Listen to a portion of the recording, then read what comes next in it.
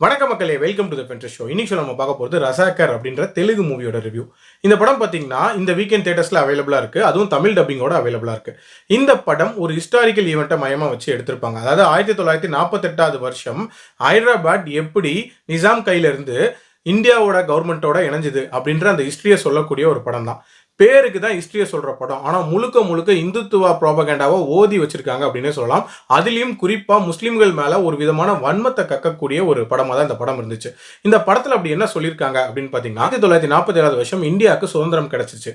அந்த டைமில் பார்த்தீங்கன்னா ஹைதராபாடோட நிசாமா இருந்தவர் ஒஸ்மான் அலி கான் அப்படின்றவர் தான். இவருக்கு 2 ஆப்ஷன் இருந்துச்சு. எய்தர் பாகிஸ்தானோட போகலாம் இல்லை இந்தியாவோட போகலான்ட்டு. இவர் இந்தியாவோட தான் போகலாம் அப்படின்ற மாதிரி சொல்லி இந்தியாவோட ஒரு 1 இயர் அக்ரிமெண்ட் மாதிரி ஒன்று சைன் பண்ணுறாரு. அந்த 1 இயர் பீரியட் ஆஃப் டைம்குள்ள தனி நாடு எப்படியாவது உருவாக்கலாம் அப்படின்ற மாதிரி சைடில் முயற்சிகள் எடுத்துட்டு இருக்காரு. அந்த தனி நாடுனா ஒரு ஆர்மி தேவையில்ல. அந்த ஆர்மி தான் ரசாக்கர் அப்படின்ற ஆர்மி. இந்த ஆர்மியோட வேலை என்ன அப்படின்னா தனி நாட்டுக்கு அகென்ஸ்டா இருக்கிற மக்கள் யாரெல்லாம் இருக்காங்களோ அவங்க எல்லாரையுமே தேடி பிடிச்சி கொடுமைப்படுத்துறது அப்படின்ற மாதிரியான ஒரு விஷயம் பண்ணிட்டு இருக்காங்க. கொலை, கொள்ளை, கற்பழிப்பு, மதமாற்றம், இந்த மாதிரி ஏகப்பட்ட கொடுமைகள் பண்றாங்க.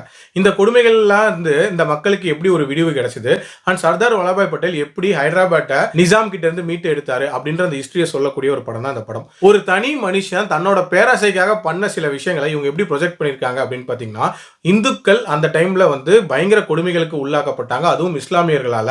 இன்ஃபேக்ட் இஸ்லாமியர்கள் இந்துசத்தையே அழிக்க நினைச்சாங்க.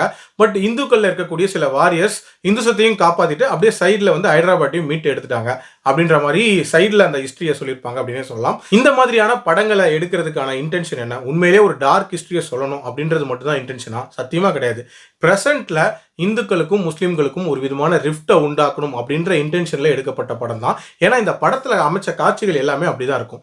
அதாவது 2.25 மணி நேரம் படம்னு வச்சுக்கோங்களேன். அதுல 1.25 மணி நேரமும் வெறும் அடி, உத, குத்து, கற்பழிப்பு இதை மட்டும் தான் காட்டியிருப்பாங்க.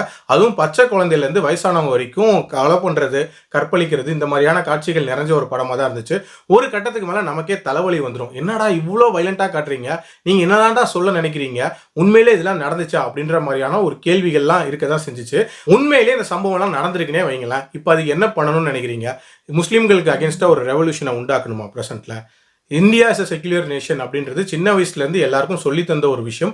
இன்னைய வரைக்கும் நம்ம மைண்டில் வச்சிருக்க வேண்டிய ஒரு விஷயம். ஆனால் இந்துத்துவாவை காக்கணும் அப்படின்ற ஒரு விஷயத்துக்காக முஸ்லீம்களை ஒடுக்கணுங்கிற இன்டென்ஷன் அப்படின்றது ரொம்ப ரொம்ப ஒரு தப்பான இன்டென்ஷன். இன்ஃபேக்ட் நிறைய படித்தவங்களுக்கும் அந்த உணர்வு இருக்கிறது அப்படின்றது உண்மையிலே வேதனைக்குரிய ஒரு விஷயம் தான். இதை தவிர நிசாமை பற்றி தேடி பார்க்கும்போது ஒரு சில இன்ட்ரெஸ்டிங்கான ஃபேக்ட்ஸ் அப்படின்றதுமே இருக்குது. அதாவது அந்த பீரியட் ஆஃப் டைமில், அதாவது அவர் ஆண்டிட்டு இருந்த டைம் இருக்குல்ல, அப்போ தான் ஹைதராபாத் பயங்கர செழிப்பாக இருந்ததாகவும் நிறைய இன்ஃப்ராஸ்ட்ரக்சர்ஸ் அப்போ கட்டப்பட்டதாகவும் சொல்கிறாங்க. அது மட்டும் இல்லாம நிசாம் இந்தியன் ஆர்மிக்கே ஒரு பெரிய அமௌண்ட் ஃபண்ட் பண்ணியிருக்கிறதாவும் சொல்றாங்க. ஆல்சோ அவர் யூகேல அவர் சாகர காலம் வரைக்கும் சந்தோஷமா இருந்துட்டு தான் இறந்திருக்காரு அப்படின்ற ஹிஸ்டரியுமே இருக்கு.